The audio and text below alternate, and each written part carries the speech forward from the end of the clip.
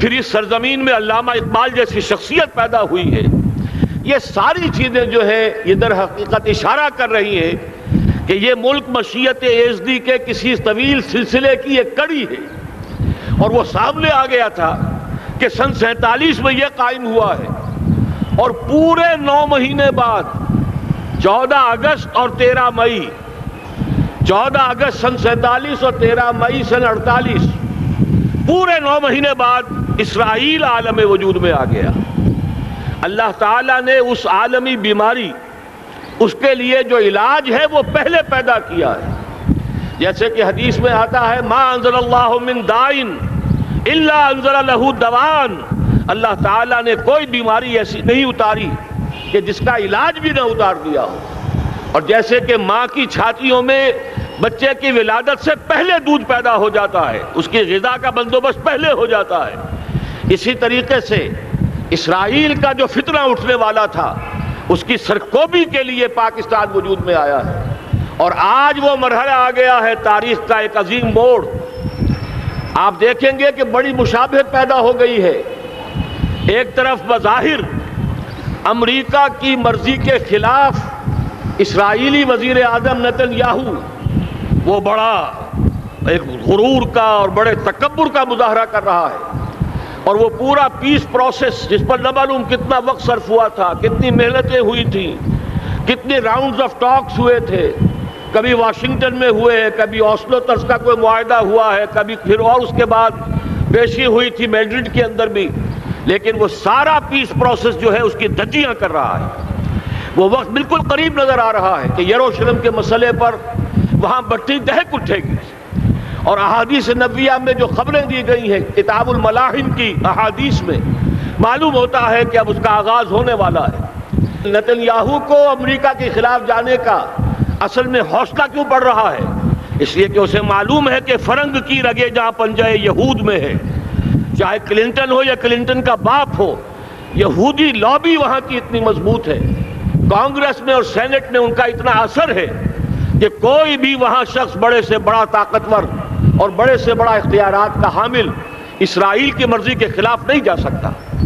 یہی معاملہ یہاں نظر آ رہا ہے. بظاہر تو ناراضگی کا اظہار ہوا ہے، لیکن یہ بات اب تو کھلتی چلی جا رہی ہے. حقیقت یہ ہے کہ یہود اور ہنود کا بڑا گہرا لنک قائم ہو چکا ہے، اور یہ بھٹیاں اب دونوں طرف دہکیں گی. میں اس سے پہلے بارہا کہہ چکا ہوں، ملت اسلامیہ تقریباً 150 کروڑ افراد پر مشتمل ہے، لیکن اس میں سے تقریباً 20 کروڑ عرب ہیں. ان کو اللہ نے خصوصی فضیلت دی تھی. یہ تھے کہ جن کی زبان میں قرآن نازل ہوا، خود محمد عربی صلی اللہ علیہ وسلم عرب تھے، انہیں جو فضیلت عطا کی تھی. لیکن بدقسمتی سے اس دور میں آ کر بھی انہوں نے آزادی حاصل کرنے کے بعد بھی اپنا قبلہ درست نہیں کیا. کسی نے ماسکو کی طرف رخ کیا، کسی نے واشنگٹن کا رخ کیا، اللہ اور اس کے رسول کی طرف رخ نہیں ہوا. واقعہ یہ ہے کہ مجرم ہیں. دوسرے بڑے مجرم 150 کروڑ میں سے 10% یہ 15 کروڑ مسلمان ہیں. حالیہ جو سینسس ہمارا ہوا ہے اس کے بعد اندازہ ہو رہا ہے کہ یہاں کی آبادی 15 کروڑ ہو چکی ہے. 10% امت مسلمہ کا مسلمانان پاکستان ہے، اور یہ اس اعتبار سے کہ اسلام کے نام پر ملک بنا کر نصف صدی گزار چکے، لیکن یہاں پر اسلام کا بول بالا نہیں ہوا، کتاب و سنت کی بالا دستی کر اعلان نہیں ہوا. دستور میں ساری اسلامی دفعات موجود، لیکن اس کے ساتھ ہی ایسے خلا موجود، چور دروازے موجود کہ کوئی دفعہ بھی مؤثر نہیں ہے. یہ منافقت کا پلندہ لے کر ہم چل رہے ہیں اس دستور کو، اس دستور مملکت پاکستان کو. لہذا واقعہ یہ ہے کہ یہ بھٹی جو ہے اب ہماری آزمائش کے لیے آگ آد ابراہیم ہے، نمرود ہے. کیا کسی کو پھر کسی کا امتحان مقصود ہے؟ اسی لیے میں نے وہ آیت بھی آپ کو سنائی، وَلَنَّبْلُوَنَّكُمْ بِشَيْءٍ مِّنَ الْخَوْفِ وَالْجُوعِ. آج کی صورتحال پر غور کیجئے، کس درجے یہ الفاظ ہمارے جو ہیں وہ ثابت ہو رہے ہیں اور جس اپلائی ہو رہے ہیں. ایک خطرہ پیدا ہو چکا ہے. واقعہ یہ ہے کہ کوئی کرائسس ہو، کوئی خطرہ ہو، کوئی اندیشہ ہو تو قوم جاگ جایا کرتی ہے.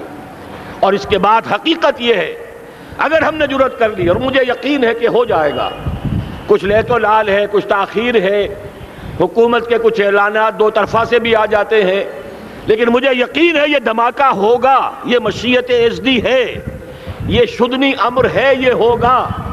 اور اس کے بعد یقیناً اس آیت مبارکہ کا دوسرا لفظ ہم پر منطبق ہوگا، وَلَنَبْلُوَنَّكُمْ بِشَيْءٍ مِّنَ الْخَوْفِ وَالْجُوعِ۔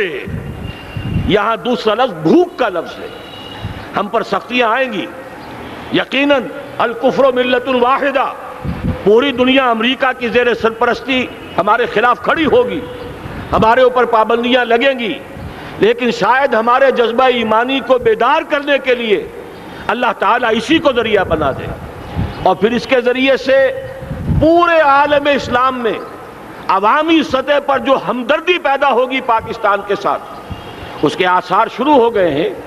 کبھی قطر کی طرف سے خبر آ رہی ہے، کبھی الاحرام کا جو ہے وہاں بات سامنے آ رہی ہے۔ معلوم ہو رہا ہے کہ جو بھی پبلک اوپینین ہے پورے عالم اسلام میں، اس کی وجہ کیا ہے؟ میں نے اپنے پچھلے جمعے کے خطاب میں عرض کیا تھا کہ جیسے پاکستان سلطنت خداداد پاکستان ہے، ایسے ہی اس کی ایٹمی صلاحیت یہ بھی خداداد ہے، اللہ نے چھپر پھاڑ کر ہمیں دی ہے۔ ایسا نہیں تھا کہ ہم نے لیبارٹریاں بنائی ہوں، ہمارے سینکڑوں اور ہزاروں سائنسدان ریسرچ میں لگے ہوئے ہوں، نہیں، اچانک اللہ تعالیٰ کی طرف سے ہمیں ایک نعمت غیر مترقبہ عطا ہو گئی ڈاکٹر عبدالقدیر کی شکل میں۔ پھر نہ معلوم کس کس ذریعے سے اس پروگرام کو آگے بڑھانے کے لیے جن پرزوں کی ضرورت تھی، کس کس ذریعے سے وہ پرزے یہاں پہنچے ہیں۔ یہ بھی خالص خداداد صلاحیت ہے، اور اس کو سمجھ لینا چاہیے کہ یہ ہمارے لیے ایک فرض کفایہ کے درجے میں ہے پوری امت مسلمہ کی طرف سے۔ اس کی وجہ کیا ہے؟ پورے عالم اسلام میں کہیں اور یہ صلاحیت موجود نہیں۔ کچھ ایٹمی دانت نکلنے کا امکان پیدا ہوا تھا عراق میں، آپ کو معلوم ہے کئی سال پہلے اسرائیل کے جیٹس آئے اور اس کی ایٹمی تنصیبات کو تہس نہس کر کے چلے گئے۔ اس کے بعد جو کچھ ہوا ہے خلیج کی جنگ میں، اس کا اگلا پچھلا کھایا پیا سارا اگلوا دیا، اور اس کے لیے جو پابندیاں ہیں شدید سے شدید تر ابھی تک چلی آ رہی ہیں۔ تو اچھی طرح سمجھ لیجئے کہ پورے عالم اسلام میں صرف ایک پاکستان ہے، پوری دنیا میں صرف ایک ملک ہے جو اسلام کے نام پر بنا، پورے عالم اسلام میں صرف ایک ملک ہے جس کے پاس ایٹمی استعداد ہے۔ ان دونوں چیزوں کو سامنے رکھیے تو پھر مشیت اعزدی میں مختلف چیزیں جو اللہ تعالیٰ کی اس تدبیر کے اندر موجود ہے، اس کی کچھ نہ کچھ کڑیاں جو ہے ملتی نظر آتی ہیں۔ لہذا اگر یہ معاملہ اب ہو جاتا ہے تو یقیناً اگرچہ سختی آئے گی، وَلَنَبْلُوَنَّكُمْ بِشَيْءٍ مِّنَ الْخَوْفِ وَالْجُوعِ، لیکن ایک تو یہ کہ اس قوم کے اندر سے انشاءاللہ جذبہ ایمانی برآمد ہوگا، اس قوم کے اندر سے ایثار اور قربانی کے جذبات برآمد ہوں گے، پورے عالم اسلام کی اخلاقی سپورٹ اسے حاصل ہوگی۔ اور میں یہ سمجھتا ہوں کہ جیسے نوائے وقت نے بھی بہت اچھا کیا، کل یا پرسوں کے اپنے جو سر وقت پر وہ احادیث شائع کر دی ہیں، جن میں سے دوسری حدیث بڑی معنی خیز ہے۔ حضور نے فرمایا اصابتان احرزہم اللہ من النار، دو لشکر ایسے ہیں کہ جن کو اللہ تعالیٰ نے جہنم کی آگ سے چھٹکارے کا پروانہ دے دیا، وہ لشکر جو ہیں وہ جہنم کی آگ سے چھٹکارا پا گئے، احرزہم اللہ من النار۔ وہ دونوں لشکر کون سے ہوں گے؟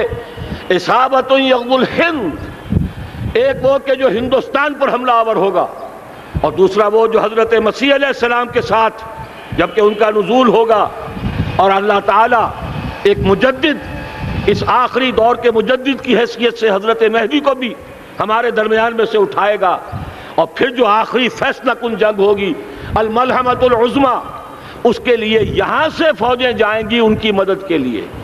اب ان دونوں فوجوں کو ایک حدیث میں جمع کرنے سے اندازہ کر لیجئے کہ اس کا مطلب کیا ہے۔ یہ علاقہ پاکستان اور اس سے ملحق افغانستان، یہ علاقہ ہے کہ جو اسلام کا گہوارہ پہلے بنے گا، یہاں سے فوجیں جائیں گی، اور دائیں بھی اور بائیں بھی، مشرق میں بھی اور مغرب میں بھی، اور یہیں سے انشاءاللہ تعالی اسلام کا جو عالمی غلبے کا جو وعدہ ہے اللہ کا، کی خبر دی ہے محمد الرسول اللہ صلی اللہ علیہ وسلم نے۔ لا يبقى على الارض بیت وبر ولا مدر الا ادخلہ اللہ کلمۃ الاسلام، اس روئے ارضی پر کوئی گھر بچے گا نہ خیمہ بچے گا جس میں اللہ تعالیٰ کلمہ اسلام کو داخل نہ کر دے۔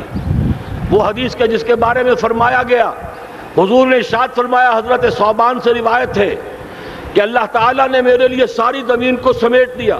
ان اللہ زوالی الارض فرأیت مشارقہا و مغاربہا، میں نے اس زمین کے سارے مشرق دیکھ لیے، سارے مغرب دیکھ لیے، لیکن یہ جان لو ان امتی سیبلغ ملکہا ما ذوی لی منہا، میری امت کی حکومت ان تمام علاقوں پر قائم ہو کر رہے گی جو پوری زمین کو لپیٹ کر مجھے دکھا دیے گئے۔ یہ وعدہ پورا ہونا ہے، اور اس وعدے کا نقطہ آغاز یہی سرزمین، اور جیسا کہ ہمیں افغانستان میں آثار نظر آ رہے ہیں، ایک خالص دینی مذہبی حکومت قائم ہو چکی ہے۔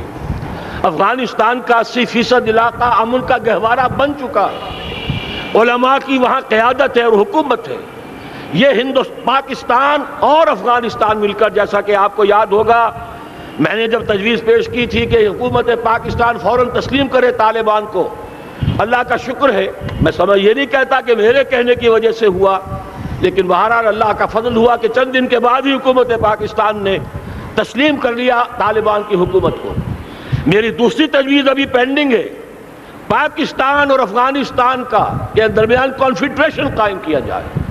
یہ ملک دونوں مل کر واقعتاً، کہ ایک نے واقعتاً 15 لاکھ سے زیادہ جانیں دے کر مرنا سیکھ لیا ہے، اور جو قوم مرنا سیکھ لے اسے کوئی مار نہیں سکتا، اسے کوئی شکست نہیں دے سکتا، اور ایک وہ قوم ہے پاکستان میں کہ جو 400 سال کی تجدیدی مسائی کے اثرات کی امین ہے، یہ اس کا تراث علمی ہے، چاہے وہ تحریک حضرت مجدد الفسانی کی تھی، چاہے وہ علمی تحریک شاہ ولی اللہ کی تھی، چاہے وہ تحریک جہاد سید احمد بریلوی کا تھا، چاہے اور جو بھی رجال عظیم پیدا ہوئے ہیں 14ویں صدی ہجری میں، ان سب کے اثرات یہاں موجود ہیں۔ یہ چیزیں مل کر وہ طاقت بنے گی کہ یہاں سے اسلام پھر پھیلے گا، مشرق کی طرف بھی مغرب کی طرف بھی۔ اصابۃ تغزو الہند و اصابۃ مع عیسیٰ ابن مریم، یہ چیزیں جو ہونی ہیں الحمدللہ میں سمجھتا ہوں کہ اب تیزی کے ساتھ حالات اس رخ پر جا رہے ہیں۔ کہیں فرمایا ان ینصرکم اللہ فلا غالب لکم، اگر اللہ تمہاری مدد کرے تو کوئی تم پر غالب نہیں آ سکتا، وَإِن یخذلکم، اور اگر خدا نہ خواستہ اللہ تعالیٰ ہی اپنی مدد تم سے کھینچ لے، واپس لے لے، سلب کر لے، ان یخذلکم، تمہیں چھوڑ دے، فمن ذا الذی ینصرکم من بعدہ، تو پھر کون ہے جو تمہاری مدد کر سکے گا۔ اس مرحلے پر سیاسی جماعتیں اپنے جو ان کا مزاج ہے اس کے مطابق چاہتی ہیں کہ کیپٹلائز کریں، پولیٹیکل مفادات حاصل کریں۔ بہرحال میرے نزدیک ایک کنسنسس ہونا چاہیے، ایک نقطے کا دھماکہ ہونا چاہیے، اور نمبر 2 اللہ اور اس کے رسول کے ساتھ صلح اور اللہ کی مدد کی ضمانت حاصل کرنے کے لیے کتاب و سنت کی ٹوٹل بالادستی، پورے دستور پاکستان میں کوئی شے اس کے منافی ہو اس کو نکال کر باہر کر دیا جائے، نفاق سے پاک کر دیا جائے۔ جیسے دعا ہے اللہم ربنا طہر قلوبنا من النفاق، اسی طرح دعا مانگیے کہ اللہ ہمارے ملک کے دستور کو نفاق سے پاک کر دے، اور وہ ساری ترامیم جن کا کہ ہم نے ایک مہم بھی چلائی تھی، وہ ترامیم جس کا تقریباً وعدہ کیا تھا نواز شریف صاحب نے، جس کے لیے 2 مرتبہ ایک محفل میں کہا تھا راجہ ظفر الحق صاحب سے کہ راجہ صاحب پھر تیاری کیجئے اور دستور کی ترمیم کا بل تیار کیجئے، لیکن یہ کہ معلوم ہوتا ہے کوئی بڑا ہاتھ ایسا تھا جس نے روک دیا ہے۔ یہی ہاتھ ہے جو آج ہمیں ایٹمی دھماکہ کرنے سے روک رہا ہے۔ ہمیں چاہیے کہ یہ دونوں دھماکے بیک وقت کریں، اور ان دونوں دھماکوں کے بعد پھر چاہے دنیا کی کوئی طاقت ہماری دشمن بن جائے، ہمارے لیے اللہ تعالیٰ کی مدد و نصرت ہوگی۔ وَلَنَبْلُوَنَّكُمْ بِشَيْءٍ مِّنَ الْخَوْفِ وَالْجُوعِ وَنَقْصٍ مِّنَ الْأَمْوَالِ وَالْأَنفُسِ وَالثَّمَرَاتِ وَبَشِّرِ الصَّابِرِينَ الَّذِينَ إِذَا أَصَابَتْهُم مُّصِيبَةٌ قَالُوا إِنَّا لِلَّهِ وَإِنَّا إِلَيْهِ رَاجِعُونَ۔ تو قوم انشاءاللہ تعالی، میں یہ سوچا کرتا تھا قوم مردہ ہے، بے حس ہو چکی ہے، دین سے عام طور پر بیزاری پیدا ہوتی جا رہی ہے، جو ہمارے دینی قیادت ہے اس سے بھی لوگوں کے اندر مایوسی پیدا ہو رہی ہے۔ کیسے ہوگا؟ میں نے بارہا کہا جب میں یہ شواہد دیکھتا ہوں جو حدیث میں ہے، جس کی خبریں دی گئی ہیں